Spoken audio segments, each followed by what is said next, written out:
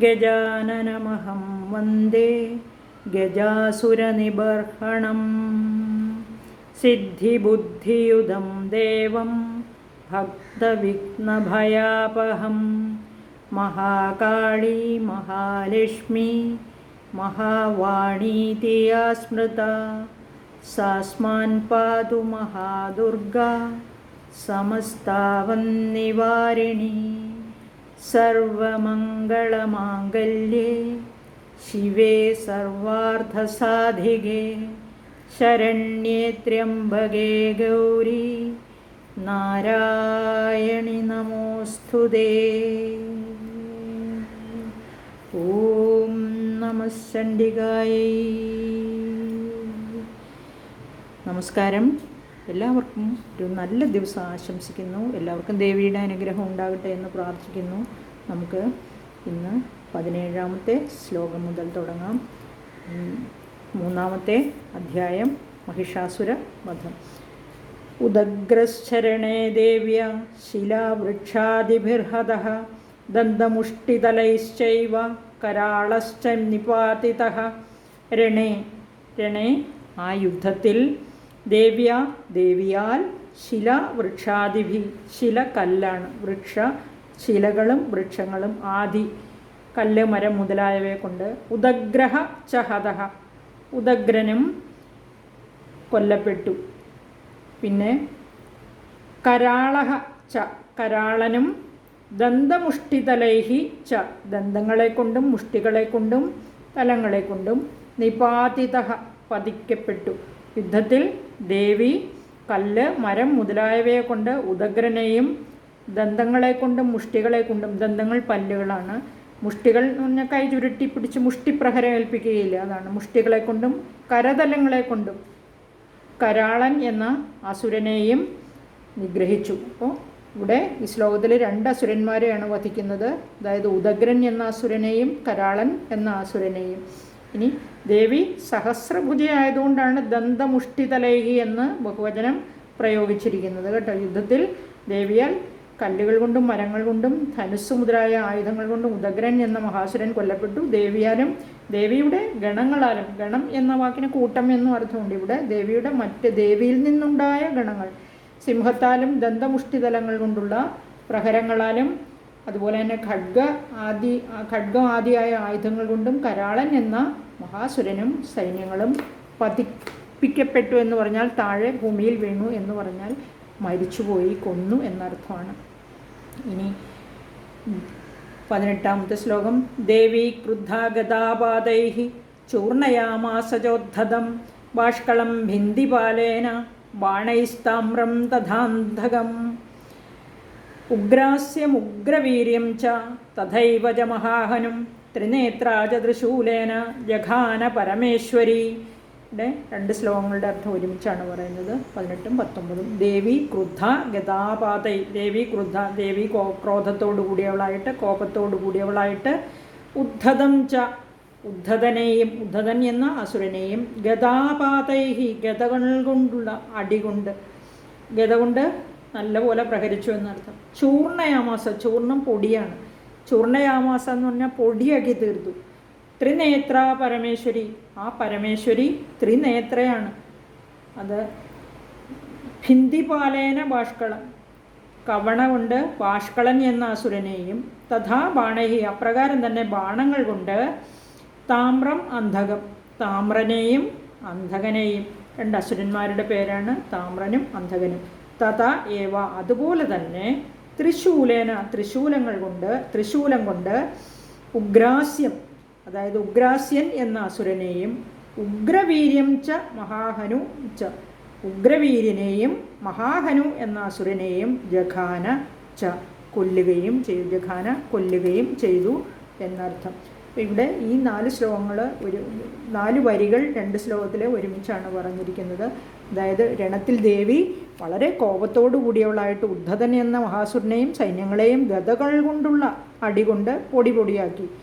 അതുപോലെ 3 കണ്ണുകളോട് കൂടിയിരിക്കുന്ന പരമേശ്വരിയായിരിക്കുന്ന ആ ചണ്ഡികാദേവി യുദ്ധത്തിൽ കോപത്തോടു കൂടിയവളായിട്ട് ഭിന്ദിപാലം കൊണ്ട് ബാഷ്കളൻ എന്ന മഹാസുരനെ കൊന്നു. അപ്രകാരം തന്നെ പരമേശ്വരി ബാണങ്ങളെ കൊണ്ട് താമ്രൻ, അന്ധകൻ എന്നീ അസുരന്മാരെയും ഉഗ്രാസ്യൻ എന്ന മഹാസുരനെയും ഉഗ്രവീര്യൻ എന്ന അസുരനെയും സൈന്യങ്ങളെയും മഹാഹനു എന്ന മഹാസുരനെയും സൈന്യങ്ങളെയും കൊന്നു എന്ന് അർത്ഥം. ഇവിടെ ഉഗ്രാസ്യൻ എന്ന് പറഞ്ഞാൽ ആസ്യം മുഖമാണ്. ഉഗ്രാസ്യൻ എന്ന് പറഞ്ഞാൽ ഉഗ്രമായ മുഖത്തോടു കൂടിയവൻ എന്നർത്ഥമുണ്ട്. അപ്പോൾ ഉഗ്രവീര്യൻ എന്ന് പറഞ്ഞാൽ ഉഗ്രമായ വീര്യത്തോടു കൂടിയവൻ എന്ന അർത്ഥമുണ്ട് ഈ അസുരന്മാരുടെ പേരുകൾക്ക്. അവരുടെ ആ രൂപത്തിനനുസരിച്ചാണ് അവർക്ക് പേര് കൊടുത്തിരിക്കുന്നത്. ഹനു എന്ന് പറഞ്ഞാൽ ഇവിടെ താടിയെന്നാണ്. ഹനുമാൻ അറിയാമല്ലോ അല്ലേ, ഹനുമാൻ. മഹാഹനു ഇവിടെ വലുതായ താടിയോട് കൂടിയവനെയാണ് മഹാഹനു എന്ന് പറഞ്ഞിരിക്കുന്നത്. ത്രിനേത്രൻ എന്ന് പറഞ്ഞാൽ 3 കണ്ണുള്ളവൻ അല്ലെങ്കിൽ ത്രിനേത്രൻ എന്ന് പേരുള്ളവൻ. പരമേശ്വരി ഇവിടെ ത്രിനേത്രയായ പരമേശ്വരിയാണ്, 3 കണ്ണുകളോടുകൂടിയ പരമേശ്വരി. പരമേശ്വരി സർവോത്കൃഷ്ടയാണ്. ഈശ്വരി അല്ലെങ്കിൽ പരമേശ്വര പത്നിയാണ് മഹേശ്വരി. ആ ദേവിയാണ് അസുരന്മാരെ എല്ലാം വധിച്ചത്. ഇനി 20ാമത്തെ ശ്ലോകം. ബിഡാലസ്യാസിനാകായാത് പാതയാമാസ വൈശിരഃ ദുർധരം ദുർമുഖം ജോഭൗ ശരൈർനിന്യേയമക്ഷയം. അസിന, അസി വാള് എന്ന് പറഞ്ഞു. അസിലോമാവ് എന്ന അസുരൻ്റെ കാര്യം പറഞ്ഞപ്പോൾ വാള് എന്നർത്ഥമുണ്ട്. ഇവിടെ അസിന മീൻസ് വാളുകൊണ്ട്. ബിഡാലസ്യ ശിരഃ, ബിഡാലൻ എന്ന അസുരൻ്റെ ശിരസിനെ കായാൽ, ദേഹത്തിൽ നിന്ന്. കായാത്ത് എന്നാണ്. കായാത്ത് അത് വായിക്കുമ്പോൾ ചിലർ കായാൽ എന്ന് വായിക്കും. പഴയ ആളുകളൊക്കെ പൊതുവെ കായാൽ എന്നാണ് വായിക്കുക. കായാത്ത് എന്ന് പറഞ്ഞാൽ ശരീരത്തിൽ നിന്ന്. കായം ശരീരമാണ്, കറിയിലിടുന്ന കായമല്ല. കായാത്ത് ശരീരത്തിൽ നിന്ന്. വൈ പാതയാമാസ, അതായത് കീർത്തിപ്പെടുംവണ്ണം പതിപ്പിച്ചു എന്ന് പറഞ്ഞാൽ വളരെ ഈ അസുരനെ കൊല്ലുന്നത് വളരെ വിഷമം പിടിച്ച കാര്യമാണ് അല്ലേ, അതികഠിനമാണ്. അങ്ങനെ ഇവിടെ പെട്ടെന്ന് തന്നെ വധിച്ചതുകൊണ്ടാണ് കീർത്തിയുണ്ടാകുന്ന വണ്ണം എന്ന് പറഞ്ഞത്. ശരൈഹി, ശരങ്ങൾ കൊണ്ട്.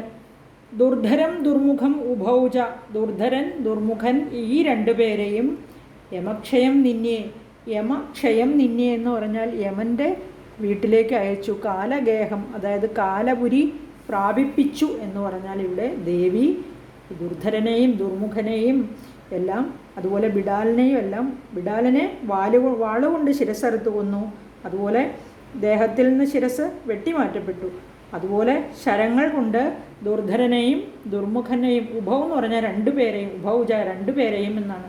യമക്ഷയം നിന്നെ കാലഗേഹത്തിന് അല്ലെങ്കിൽ കാലപുരിക്ക് അയച്ചു എന്നർത്ഥം. ഇനി അടുത്തത് 21ാമത്തെ ശ്ലോകം. ഏവം സംക്ഷീയമാണേതു സ്വസൈന്യേ മഹിഷാസുരഃ മാഹിഷേണ സ്വരൂപേണ ത്രാസയാമാസ താൻ ഗണാൻ. ഏവം സ്വസൈന്യേ, ഇപ്രകാരം സ്വന്തം സൈന്യം അതായത് തൻ്റെ സൈന്യം സംക്ഷീയമാണ്. സംക്ഷീയമാണ് എന്ന് പറഞ്ഞാൽ ക്ഷയിച്ചുകൊണ്ടിരിക്കുമ്പോൾ. മഹിഷാസുരഃ തു, മഹിഷാസുരനാകട്ടെ മഹിഷേണ സ്വരൂപേണ, അതായത് പോത്തിൻ്റെ, ഇവിടെ ശരിക്കും പോത്തിൻ്റെ വേഷത്തോടുകൂടി. ഞാനിതിൻ്റെ ആരംഭത്തിൽ പറഞ്ഞിരുന്നു മഹിഷാസുരൻ്റെ ഉത്ഭവം. അപ്പോൾ പോത്തിൻ്റെ വേഷത്തോടുകൂടി താൻ ഗണാൻ ത്രാസയാമാസ, ആ ഗണങ്ങളെ ഭയപ്പെടുത്തി. ആ ഗണങ്ങളെ എന്ന് പറഞ്ഞാൽ ദേവിയെയും ദേവിയുടെ ഗണങ്ങളെയും. മഹിഷേണ, പോത്തിൻ്റെ അതായത് മഹിഷത്തിൻ്റെ സ്വരൂപത്തോടുകൂടി വേഷത്തോടുകൂടി. പ്രകാരം തൻ്റെ സൈന്യം ഇങ്ങനെ ഓരോരുത്തരായി മരിച്ചുകൊണ്ടിരിക്കുമ്പോൾ, കൊല്ലപ്പെടുമ്പോൾ ആ മഹിഷാസുരൻ തൻ്റെ സ്വന്തം രൂപത്തിൽ ദേവീഗണങ്ങളെ ഭയപ്പെടുത്തി എന്ന് സാരം. ഇനി മഹിഷാസുരൻ തൻ്റെ സൈന്യം നശിച്ചുകൊണ്ടിരിക്കുമ്പോൾ മഹിഷാസുരൻ അതിനെ സഹിക്കാൻ ശക്തിയില്ലാത്തവനായിട്ടാണ് മഹിഷാകാരം പൂണ്ട് ദേവീഗണങ്ങളെ ഭയപ്പെടുത്തുന്നത്. അടുത്ത 22ാം ശ്ലോകം. കാംശ്ചിത്തുണ്ടപ്രഹാരേണ പുരക്ഷേപൈസ്തഥാപരാൻ ലാംഗൂലതാഡിതാംശ്ചാന്യാൻ ശൃംഗാഭ്യാം ച വിദാരിതാൻ. 22ാമത്തെ ശ്ലോകം. 23ാമത്തെ ശ്ലോകം. വേഗേന കാംശ്ചിതപരാൻ നാദേന ഭ്രമണേന ച നിശ്വാസപവനേനാന്യാൻ പാതയാമാസ ഭൂതലേ. കാംശ്ചിത് തുണ്ടപ്രഹാരേണ, കാംശ്ചിത് എന്ന് പറഞ്ഞാൽ ചിലരെ മുഖം കൊണ്ടുള്ള അടികൊണ്ടും, തഥ അപരാൻ അതുപോലെ മറ്റു ചിലരെ, അവൻ മറ്റുള്ളവരെ. ഖുരക്ഷേപൈ, ഖുരക്ഷേപൈ എന്ന് പറഞ്ഞാൽ ഇപ്പോൾ മഹിഷാസുരൻ പോത്തിൻ്റെ വേഷത്തിലാണ് ആക്രമിക്കുന്നത്. അതുകൊണ്ടാണ് മുഖം കൊണ്ട് ഇങ്ങനെ അങ്ങോട്ടും ഇങ്ങോട്ടും ആട്ടി, നമ്മൾ മനസ്സിൽ കണ്ടാൽ മതി ഒരു പോത്ത് ആക്രമിക്കാൻ വരുന്നത്. അപ്പോൾ അങ്ങോട്ടും ഇങ്ങോട്ടും തലയാട്ടി മുഖം കൊണ്ട് അടിക്കുകയാണ്. അതുപോലെ മറ്റു ചിലരെ കുളമ്പ് കൊണ്ടുള്ള ചവിട്ട് കൊണ്ട്, കാലില്ലേ, കാലിൻ്റെ കുളമ്പടി ശബ്ദം എന്ന് പറഞ്ഞിട്ടില്ലേ, ഇവിടെ കുളമ്പ്, പോത്തിൻ്റെ കുളമ്പ് കൊണ്ടുള്ള ചവിട്ട് കൊണ്ടും കുരക്ഷേപൈ എന്ന് പറഞ്ഞാൽ. അന്യാൻ ലാങ്കുലതാടിതാൻ, അപ്പോൾ അന്യാൻ എന്ന് പറഞ്ഞാൽ വേറെ ചിലരെ വാലുകൊണ്ട്, ലാങ്കുലം വാലാണ്, അടിച്ചും. ശൃംഗാഭ്യാം ച വിതാരിതാൻ, ചിലരെ കൊമ്പുകൾ കൊണ്ട് കീറിയും. ശൃംഗം ഇവിടെ കൊമ്പ് എന്നാണ് അർത്ഥം. ശൃംഗാഭ്യാം എന്ന് പറഞ്ഞാൽ കൊമ്പുകൾ രണ്ടെണ്ണമല്ലേ, അതുകൊണ്ട് കൊമ്പുകൾ കൊണ്ട് അടിച്ച് കീറി. കാംശ്ചിത് വേഗേന, ചിലരെ വേഗം കൊണ്ടും. അപരാൻ നാദേന, വേറെ ചിലരെ നാദം കൊണ്ടും ശബ്ദം കൊണ്ടും. പോത്തിങ്ങനെ മുക്രയിടുകയല്ലേ, ആ ശബ്ദമാണ്. ഭ്രമണേന ച, ചിലരെ ഭ്രമണം കൊണ്ടും, വട്ടം കറങ്ങി, വാലുകൊണ്ടൊക്കെ പ്രഹരിക്കുവാണ്. കാലുകൊണ്ട്, വാലുകൊണ്ട്, കൊമ്പുകൾ കൊണ്ട്, മുഖം കൊണ്ട്. പോത്ത് എല്ലാ അവയവങ്ങൾ കൊണ്ടും ആക്രമിക്കുകയാണ്. നമ്മൾ വിചാരിക്കുന്നത് നമ്മുടെ നാട്ടിൽ കാണുന്ന ചെറിയ പോത്തായിരിക്കുകയില്ല, അസുരൻ്റെ വേഷമല്ലേ, അപ്പോൾ വളരെ ഭീകരമായിരിക്കും. ഒന്ന് നമ്മൾ മനക്കൊണ്ടുകൊണ്ട് കണ്ടാൽ മതി അതെങ്ങനെ ആ യുദ്ധഭൂമിയിൽ ആക്രമിക്കുന്നു എന്ന്. ദേവിയെ, സാധാരണക്കാരെയല്ല ആക്രമിക്കുന്നത്, ദേവിയും അതുപോലെ ദേവിയെപ്പോലെ ശക്തിയുള്ള ദേവീ ഗണങ്ങളെയുമാണ് ആക്രമിക്കുന്നത്. അപ്പോൾ അന്യാൻ നിശ്വാസപവനേന, മറ്റു ചിലരെ ശ്വാസവായു കൊണ്ടും, അതായത് വായിൽ നിന്ന് മൂക്കിൽ നിന്നും പുറപ്പെടുന്ന ആ വായുവിന് നല്ല ശക്തി. ഒരാളെ ആക്രമിക്കണമെങ്കിൽ ആ ശ്വാസത്തിന് എന്തുമാത്രം, ആളെയല്ല ദേവീ ഗണങ്ങളെയും ആക്രമിക്കണമെങ്കിൽ എന്തുമാത്രം ശക്തി ആ ശ്വാസവായുവിന് ഉണ്ടായിരിക്കും എന്ന് നമുക്ക് ആലോചിക്കാവുന്നതേ ഉള്ളൂ. ഭൂതലേ പാതയാമാസ, ഭൂമിയിൽ പതിപ്പിച്ചു. ആ മഹിഷാസുരൻ ദേവിയുടെ ഗണങ്ങളിൽ ചിലരെ മുഖം കൊണ്ടടിച്ചു. അതുപോലെ തന്നെ മറ്റു ചിലരെ കുളമ്പുകൾ കൊണ്ട് ചവിട്ടി, വേറെ ചിലരെ വാലുകൊണ്ടടിച്ചു, വേറെ ചിലരെ കൊമ്പുകൾ കൊണ്ട് പിളർന്നു. അങ്ങനെ ഭൂമിയിൽ പതിപ്പിച്ചു അവരെ. അപ്രകാരം ചിലരെ വേഗം കൊണ്ടും ചിലരെ കണ്ഠഗർജനം കൊണ്ടും, അതാണ് ശബ്ദം കൊണ്ടും എന്ന് പറയും, നാദം കൊണ്ടും എന്ന് പറഞ്ഞിരിക്കുന്നത്. വേറെ ചിലരെ ഭ്രമണം കൊണ്ട്, അതായത് കറങ്ങിയിട്ട്, മറ്റു ചിലരെ ശ്വാസവായു കൊണ്ടും ഭൂമിയിൽ വീഴ്ത്തി എന്നാണ് ഈ 4 വരികളുടെ അർത്ഥം. ഇനി ദേവീ കോപം കൊണ്ട് ആ മഹിഷാസുരൻ മുഖം കൊണ്ടുള്ള അടി കൊണ്ട് ദേവീ രോഷത്തിൽ, അതായത് ദേവിക്ക് ഇങ്ങനെ ആക്രമിച്ചപ്പോൾ കോപം ഉണ്ടായി. ചില യുദ്ധം ചെയ്യുന്ന സൈനികരെ ഭൂമിയിൽ വീഴ്ത്തുകയും ചെയ്തു. അങ്ങനെ ഇതുപോലെ കണ്ഠാരവം കൊണ്ടും ശ്വാസഗതി കൊണ്ടും ഒക്കെ ആക്രമിച്ച് കീഴ്പ്പെടുത്തിയപ്പോൾ നിസ്സാരമായ ഒരു ആക്രമണമായിട്ടാണ് ദേവിക്കും ദേവീ ഗണങ്ങൾക്കും തോന്നിയത്. ഇനി അടുത്ത വരി നോക്കാം, അതായത് 24ാമത്തെ ശ്ലോകം. നിപാത്യ പ്രമഥാനീകം അഭ്യതാവത സോസുരഃ സിംഹം ഹന്തും മഹാദേവ്യാഃ കോപം ചക്രേ തതോംബിക സഹ അസുരഃ. ആ അസുരൻ പ്രമഥാനീകം നിപാത്യ, ഗണസൈന്യത്തെ പതിപ്പിച്ചിട്ട്, അതായത് ദേവീ ഗണങ്ങളെ താഴെ പതിപ്പിച്ചു. ആ പോത്തിൻ്റെ വേഷത്തിൽ, അതായത് മഹിഷത്തിൻ്റെ വേഷത്തിൽ വന്ന അസുരൻ ദേവീ ഗണങ്ങളെ താഴെ പതിപ്പിച്ചു. മഹാദേവിയുടെ സിംഹം ഹന്തും അഭ്യതാവത, മഹാദേവിയുടെ സിംഹത്തെ ഹന്തും ഹനിക്കുന്നതിനെ കൊല്ലുന്നതിനായി അഭ്യതാവത നേരിട്ട് ഓടി. ദേവീ ഗണങ്ങളെല്ലാം കൊന്നു കഴിഞ്ഞ് അടുത്ത് സിംഹത്തിനെ ആക്രമിക്കാനായിട്ട് നേരെ ഓടി. തതഃ അംബിക കോപം ചക്രേ, അപ്പോൾ ദേവി ശരിക്കും കോപിച്ചു, വെറുതെ ഇരുന്നില്ല. അംബിക കോപം ചക്രേ എന്ന് പറഞ്ഞാൽ കോപിച്ച് യുദ്ധം ചെയ്യാൻ ഒരുങ്ങി എന്നർത്ഥം. ഇനി അടുത്തത് മഹാവീര്യ, 25ാമത്തെ ശ്ലോകം. സോപി കോപാൻ മഹാവീര്യ ഹുരക്ഷുണ്ണമഹീതലഃ ശൃംഗാഭ്യാം പർവ്വതാനുച്ചാം ചിക്ഷേപജനനാദജ. ഇവിടെ സോപി എന്ന് പറഞ്ഞാൽ സഹ, അപ്പി അവനും. കോപാൻ മഹാവീര്യ, അതായത് കോപാൻ മഹാവീര്യ എന്ന് പറഞ്ഞാൽ കോപത്തോടുകൂടി, മഹാവീര്യൻ അതായത് അതിബലവാനായ അവനും. ഖുരക്ഷുണ്ണമഹീതല, ഖുരക്ഷുണ്ണമഹീതല എന്ന് പറഞ്ഞാൽ ഇങ്ങനെ കാല് വെച്ചിട്ട് ഇങ്ങനെ ഭൂമിയിൽ മാന്തില്ലേ, ഇങ്ങനെ ഒന്ന് ആലോചിച്ച് നോക്കിയത്, കാലിങ്ങനെ വെച്ച് കുഴി ഇങ്ങനെ മാന്തി എടുക്കുന്നതിനെയാണ് അങ്ങനെ. കോപത്തോടുകൂടി. ഉച്ചാൻ പർവ്വതാൻ, അത്യുന്നതങ്ങളായ പർവ്വതങ്ങളെ. ശൃംഗാഭ്യാം 2 കൊമ്പുകൾ കൊണ്ട്, ശൃംഗം കൊമ്പ്, ശൃംഗാഭ്യാം 2 കൊമ്പുകൾ കൊണ്ട്, ചിക്ഷേപ ച നനാദ ച എറിയുകയും ഗർജിക്കുകയും ചെയ്തു എന്നർത്ഥം. ഇവിടെ നമുക്ക് നോക്കി, മഹാവീര്യത്തോടു കൂടിയ മഹിഷാസുരൻ കോപം കൊണ്ട് മുമ്പിലുള്ള ഒരു കാലിൻ്റെ കുളമ്പ് കൊണ്ട് മുൻഭാഗത്തുള്ള നില ഇങ്ങനെ മാന്തി പൊടിച്ചു, അതായത് കുഴിയെടുക്കുന്നത് പോലെ. അത് കഴിഞ്ഞിട്ട് അത്യുന്നതങ്ങളായ പർവ്വതങ്ങളെ ഇങ്ങനെ കൊമ്പുകൾ കൊണ്ട് കോരിയെടുത്ത് ദേവിയുടെ നേർക്ക് എറിഞ്ഞു എന്നർത്ഥം. ഇനി അടുത്ത ശ്ലോകം 26. വേഗഭ്രമണവിക്ഷുണ്ണാമഹീതസ്യ വശീര്യത ലാങ്കുലേന ആഹതശ്ചാബ്ധി പ്ലാവയാമാസ സർവതഃ. വേഗഭ്രമണവിക്ഷുണ്ണ എന്ന് പറഞ്ഞാൽ വേഗത്തോടുകൂടിയുള്ള വട്ടം തിരിച്ചിൽ കൊണ്ട് അരഞ്ഞുപോയ, മഹി തസ്യ വശീര്യത, തസ്യ അവൻ്റെ വേഗത്തോടു കൂടിയുള്ള ഈ വട്ടം തിരിച്ചിലിൻ്റെ ഭ്രമണം കൊണ്ട് ഭൂമി, മഹി വശീര്യത എന്ന് പറഞ്ഞാൽ മഹി ഭൂമി, വശീര്യത ഭൂമി തകർന്നുപോയി, അരഞ്ഞുപോയി എന്നർത്ഥം.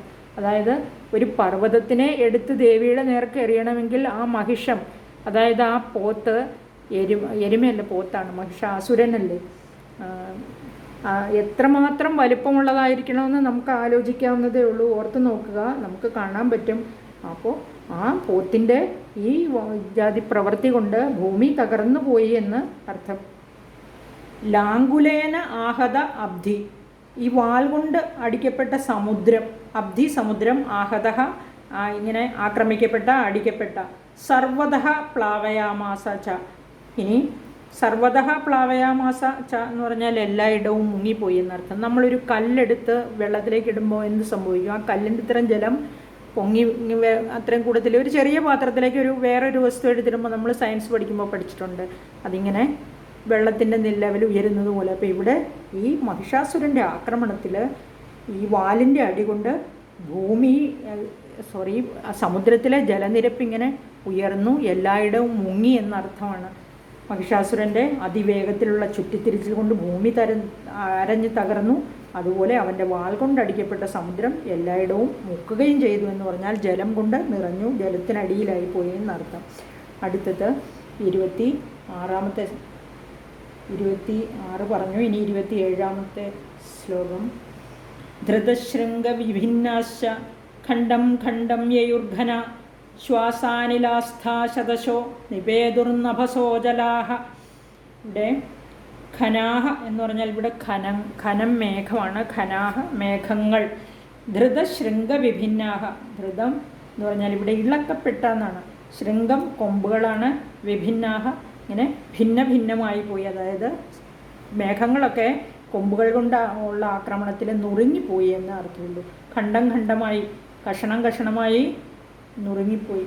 യയുഹു ച, അങ്ങനെ കഷണം കഷണമായി തീർന്നു. യയുഹു ച എന്ന് പറഞ്ഞാൽ ആയിത്തീർന്നു എന്നാണ്.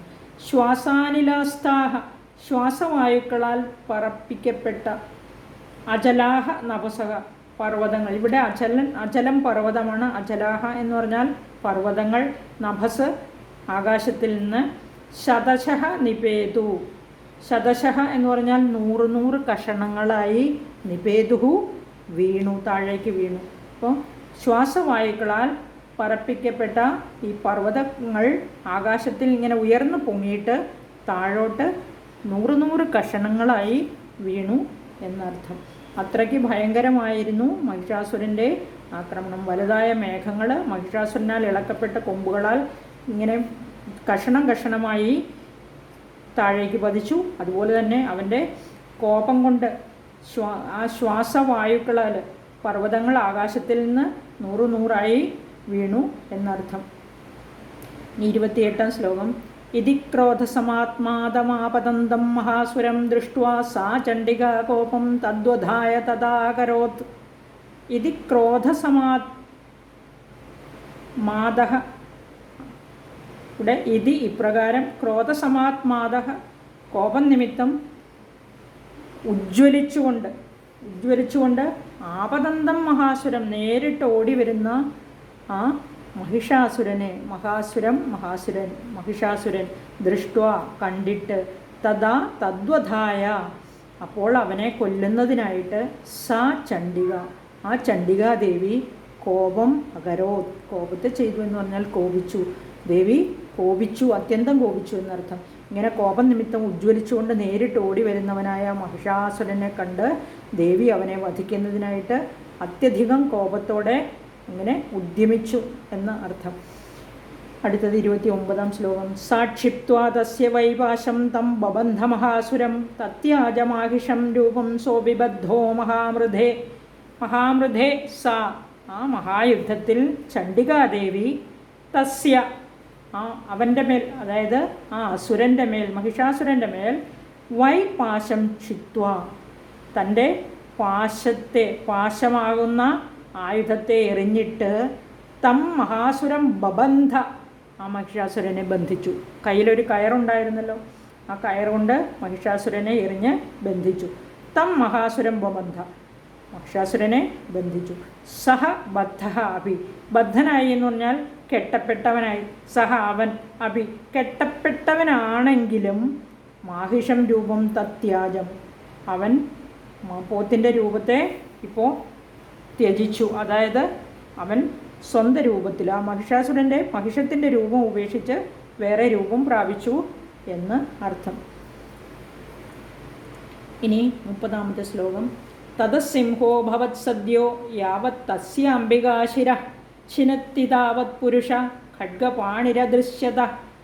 തതഃ അനന്തരം സദ്യ, വേഗത്തിൽ ക്ഷണത്തിൽ, സിംഹ അഭവത്, സിംഹമായി തീർന്നു ആ മഹിഷാസുരൻ. അവൻ്റെ പോത്തിൻ്റെ രൂപം വെടിഞ്ഞ് വേറെ സിംഹരൂപമായി തീർന്നു എന്നാണ് പറഞ്ഞിരിക്കുന്നത്. അംബിക തസ്യ ശിരഃ, ദേവി അവൻ്റെ ശിരസിനെ, യാവത് ചിനത്തി, എപ്പോൾ ഛേദിക്കുന്നുവോ, താവത് അപ്പോൾ, യാവത് എപ്പോൾ, താവത് അപ്പോൾ, ഖഡ്ഗപാണിഹി പുരുഷ, കയ്യിൽ വാളുള്ള പുരുഷനായിട്ട് അദൃശ്യത കാണപ്പെട്ടു. അപ്പോൾ ഖഡ്ഗപാണി, ഖഡ്ഗം കയ്യിലുള്ളവനാണ് ഖഡ്ഗപാണി, പാണി കൈകളാണ് പുരുഷ. അപ്പോൾ ഇവിടെ അവൻ്റെ ശിരസിനെ ഛേദിക്കാനായിട്ട് എപ്പോൾ ദേവി തുനിഞ്ഞുവോ അപ്പോൾ അവൻ കയ്യിൽ വാളുള്ള പുരുഷനായിട്ട് കാണപ്പെട്ടു എന്ന് സാരം. ഈ മഹിഷൻ്റെ രൂപം പരിത്യജിച്ചതിന് ശേഷം മഹിഷാസുരൻ മായാവിയായിട്ട്, അസുരന്മാർക്ക് അങ്ങനെ ഒരു കഴിവുണ്ടല്ലോ, അപ്പോൾ വേഗത്തിൽ ദേവിയോടുകൂടി യുദ്ധം ചെയ്യുന്നതിന് ഒരു സിംഹമായി. അപ്പോൾ സിംഹത്തിൻ്റെ ശിരസിനെ ഛേദിച്ച ക്ഷണത്തിൽ തന്നെ മഹാമായാവിയായ അസുരൻ വാളോടുകൂടിയ ഒരു പുരുഷനായി ദേവിക്ക് ഗോചരി ഭവിച്ചു. അതായത് ദേവി അവനെ ആ പുരുഷ രൂപത്തിൽ കണ്ടു എന്ന് അർത്ഥം. ഇതെല്ലാം ക്ഷണം നടക്കുന്ന കാര്യങ്ങളാണ് കേട്ടോ. അടുത്തത് 31-ാമത്തെ ശ്ലോകം. തത ഏവാശു പുരുഷം ദേവി ചിച്ഛേദസായകൈഃ തം ഖഡ്ഗചർമ്മണാ സാർദ്ധം തതസോഭൂന്മഹാഗജഃ. ഇവിടെ തതഃ ദേവി, അനന്തരം ദേവി, ആശു ഏവ സായകൈ, വേഗത്തിൽ തന്നെ, സായകൈഹി ബാണങ്ങളെ കൊണ്ട്, സായകം ബാണമാണ്, ഖഡ്ഗചർമ്മണ സാർദ്ധം വാളോടും പരിചയോടും കൂടി, ഖഡ്ഗം വാള്, ചർമ്മൺ ഇവിടെ പരിചയാണ്, സാർദ്ധം അതായത് സ ഇവിടെ കൂടി എന്നുള്ള, വാളോടും പരിചയോടും കൂടി, തം പുരുഷം ചിച്ഛേദ, ആ പുരുഷനെ ഛേദിച്ചു, അതായത് വധിച്ചു എന്നർത്ഥം. തതഃ ആ പുരുഷരൂപത്തിൽ നിന്ന് സഹ മഹാഗജഃ അഭൂത്, അവൻ പെട്ടെന്ന് പുരുഷരൂപത്തെ വധിച്ചപ്പോൾ ആ ക്ഷണനേരം കൊണ്ട് അവൻ എന്തായി തീർന്നു? അവൻ വലിയ മഹാഗജഃ അഭൂത്, മഹാഗജം വലിയ ഒരു ആനയായി തീർന്നു. ദേവി അതിവേഗത്തിൽ തൻ്റെ അമ്പുവില്ല് ഉപയോഗിച്ച് ഈ വാളോടും പരിചയോടും കൂടി വന്ന ആ പുരുഷരൂപത്തിലുള്ള മഹിഷാസുരനെ വെട്ടുകയും ആ വെട്ടിയ ഉടൻ തന്നെ പുരുഷരൂപത്തിൽ നിന്ന് അവനൊരു വലിയ ആനയായി തീരുകയും ചെയ്തു എന്ന് സാരം. അടുത്ത ശ്ലോകം 32-ാമത്തെ.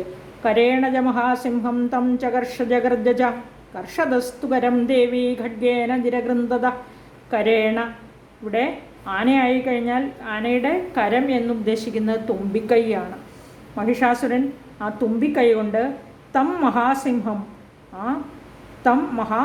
ആ മഹാസിംഹത്തെ ചകർഷജ ജഗർജ വലിക്കുകയും, ഇങ്ങനെ തുമ്പിക്കൈ വെച്ച് ദേവിയുടെ വാഹനമായ സിംഹത്തെ ഇങ്ങ് വലിച്ചിട്ട് അലറി. ദേവിയാകട്ടെ കർഷത വലിക്കുന്ന ആ മഹാഗജത്തിൻ്റെ കരം, തുമ്പിക്കൈ, ഖഡ്ഗേന നിരകൃന്ദത വാൾ കൊണ്ട് മുറിച്ചു. നമ്മളൊന്ന് ഇമാജിൻ ചെയ്ത് നോക്കിയാൽ മതി. തുമ്പിക്കൈ കൊണ്ട് സിംഹത്തിനെ വലിക്കുന്ന ആ തുമ്പിക്കൈയിൽ ദേവി അങ്ങനെ വാൾ കൊണ്ട് വെട്ടുന്നു. ആ തുമ്പിക്കൈ മുറിഞ്ഞു പോയി എന്നർത്ഥം. ആന സിംഹത്തെ പിടിച്ചു വലിച്ചു എന്ന് പറഞ്ഞിരിക്കുന്നത് ലോകപ്രസിദ്ധിക്ക് വിപരീതമാണല്ലേ. സിംഹം ഒരിക്കലും ആനയുടെ മുമ്പിൽ തോൽക്കില്ല. ഈ നമ്മൾ ആദ്യം മുൻ ശ്ലോകങ്ങളിൽ പറഞ്ഞതുപോലെ ഒറ്റച്ചാട്ടത്തിന് മസ്തകത്തിൽ കയറിയിരുന്ന് അടിച്ച് ആനയെ കൊല്ലുന്ന ചരിത്രമേ ഉള്ളൂ. അതുകൊണ്ട് മഹിഷാസുര വിനാശത്തെയാണ് പിന്നെ ഇവിടെ നമ്മൾ ഓർക്കേണ്ടത്. അങ്ങനെയുള്ളപ്പം ഒരിക്കലും കർഷതസ്തത്കരം ദേവി എന്ന്, അതായത് പിടിച്ചു വലിക്കുന്ന ഗജത്തിൻ്റെ പ്രസിദ്ധ കരത്തെ എന്നാണ് അവിടെ ഉദ്ദേശിക്കുന്നത്. അവിടെ ഈ സന്ദർഭത്തിൽ മഹാസുരൻ മുമ്പിൽ ചെയ്ത മഹായുദ്ധം കൊണ്ട് തൃപ്തിപ്പെട്ടില്ല. അതുകൊണ്ടാണ് വീണ്ടും വീണ്ടും മായാവിയായി പല രൂപത്തിൽ വന്ന് ദേവിയുമായി യുദ്ധം ചെയ്തത്. അതായത് പല രൂപങ്ങൾ ധരിച്ച് ദേവിയോട് ഏറ്റുമുട്ടിയത് എന്ന് സാരം. ഇനി തതോഭൂ. നമുക്ക് ഇന്ന് ഈ വീഡിയോയിൽ ഇത്രയും മതി. എല്ലാവർക്കും നന്ദി, നമസ്കാരം. ഇത് ഞാൻ പറഞ്ഞല്ലോ 41 ശ്ലോകങ്ങളേ ഉള്ളൂ. നമുക്ക് ഒരു ചെറിയ പോർഷനും കൂടെ അടുത്ത കുറേ ശ്ലോകങ്ങൾ തീർത്തിട്ട് നമുക്ക് ഒരു വീഡിയോയും കൂടെ ഉപയോഗിക്കാം അതിന്. അപ്പോൾ എല്ലാവർക്കും നല്ലൊരു ദിവസം വീണ്ടും ആശംസിക്കുന്നു. നല്ലത് വരട്ടെ ദേവിയുടെ അനുഗ്രഹത്താൽ. എല്ലാവർക്കും ദേവിയുടെ അനുഗ്രഹം ഉണ്ടാകട്ടെ. നന്ദി, നമസ്കാരം.